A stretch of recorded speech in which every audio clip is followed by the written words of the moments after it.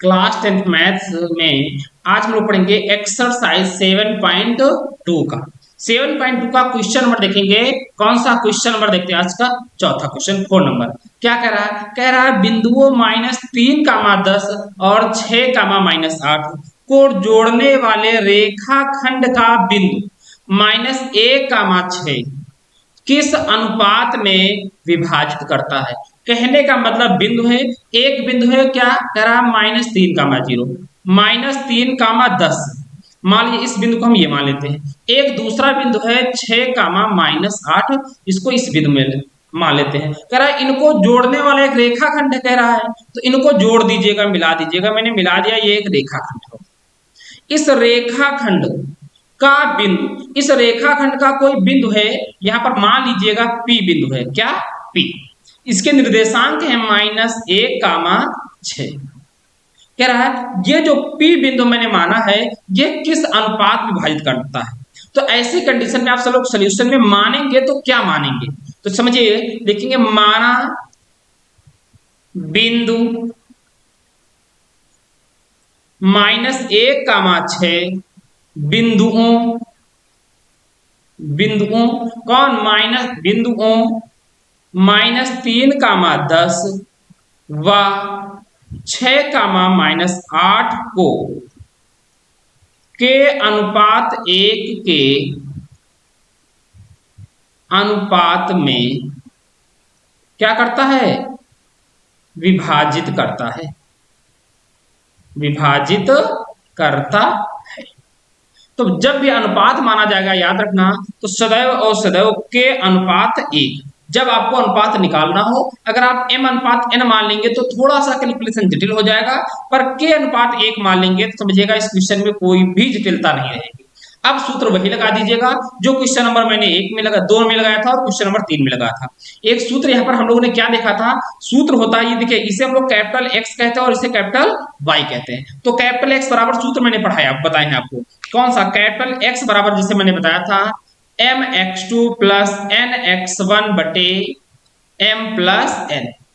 इसीलिए कहते भैया, आप समझ में आता होगा सर ये सूत्र कौन से कब बताएं। इसीलिए मैं कहता हूं कि जब भी आप पढ़िएगा तो एक्सरसाइज जैसे 7.2 चालू किया तो इसका क्वेश्चन नंबर 1 देखिएगा, फिर क्वेश्चन नंबर 2 देखिएगा, फिर क्वेश्चन नंबर 3 देखिएगा, फिर क्वेश्चन नंबर 4 पे आइएगा। तो आपको जब सीरीज से देखेंगे ना तो समझ बहुत अच्छे से आएगा। अब कैपिटल X बराबर कर देते हैं, तो यहां से लगाएंगे कैपिटल X बराबर mx2। देखिएगा m का मान क्या है? k, तो रख देंगे k plus into m x2 का मान देखिएगा, इसे x1 y1 कहते हैं और दूसरे वाले बिंदु को x2 और y2 कहते हैं। x2 का मान 6 दिया हुआ है, प्लस n का मान कितना है? 1 इंटू x1 बोले तो -3 बटे m प्लस n, तो k प्लस 1। अब एक बात को और याद रखना, जो एक कैपिटल X ये दिया हुआ है, इसका मान आपको दिया हुआ है। कैपिटल X का मान कितना दिया हुआ है? -1 दिया हुआ है, तो यहां रख देंगे -1। अब इसके बटे में कितना होता है 1। अब यहां से क्या कराएंगे हम भैया? क्रॉस गुणा करेंगे। k + 1 का गुणा -1 में होगा तो क्या आ जाएगा? तो आ जाएगा माइनस का k -1 बराबर 6 का गुणा k में कराएंगे तो 6 क्या आ जाएगा, और -3 का गुणा 1 में कराएंगे तो -3 आ जाएगा। अब देखिए माइनस का k है, इधर आएगा तो प्लस का k हो जाएगा, तो 1 इधर के आएगा तो इधर पहले से ऑलरेडी क्या लिखे हैं? 6 के, तो प्लस का 1 के आ जाएगा बराबर। अब -3 है, अब देखिएगा इधर -3 है, उधर जाएगा तो प्लस का 3 हो जाएगा, और उधर -1 पहले से बैठा हुआ है, तो यहां से क्या आ गया? 7 के बराबर आ गया 2। तो k बराबर क्या आया? 2/7। अब देखिएगा एक सोचिएगा, कल्पना करिएगा, इस k के बटे में एक तो ऑलरेडी लिखा रहता है। प्रत्येक डिजिट के अंक में एक हर में सदैव होता है, एक अपान में होता है, डिवाइड में, और एक मल्टीप्लाई में सदैव उपस्थित रहता है। तो देखो इसको, या हम इससे लिख सकते हैं क्या?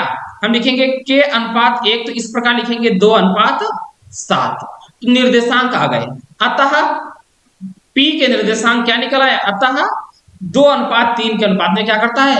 विभाजित करता है। तो आप आंसर क्या लिखेंगे? अतः 2:3 नहीं 7 के अनुपात में क्या करता है? विभाजित करता है। विभाजित करता है। यही भैया आपका आंसर है। अब बताओ यहां तक किसी कोई समस्या? ठीक है ना? अगर नहीं कहे देखिएगा तो याद रखना इसका अनुपात क्या निकल के आया है, तो हम लोग कह सकते हैं ये अनुपात जो निकला है इधर 2 है, एक तरफ कितना है 7, तो 2:7 निकला भैया, यही आपका आंसर है।